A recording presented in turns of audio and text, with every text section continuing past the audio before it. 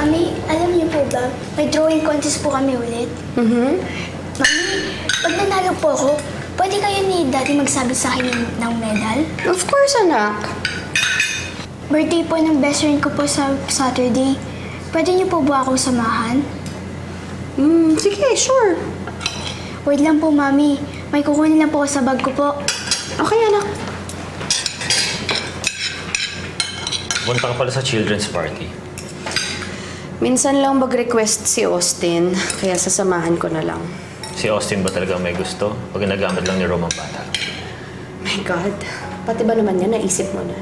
Gustong-gusto pa naman ni Austin na magkabalikan kayo ni Rome. Hindi naman imposible na gamitin niya yung bata eh. Talaga? Ganyan kayo mag-isip? Pwede ba? Huwag niyong pag-isipan ng hindi magandang anak ko. Maawa naman kayo sa kanya.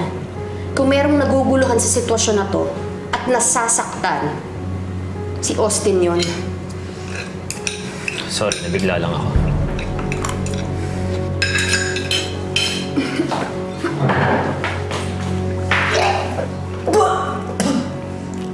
Emma? Okay ka lang?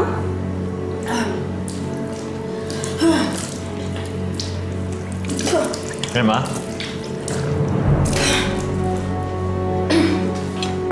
So, yung pakiramdam ko.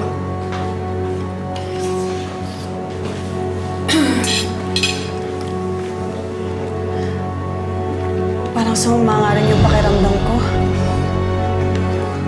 Hindi kaya na food poison tayo? Yun ang kainin yung mga pagkain niya, kapaligpin ko na yun.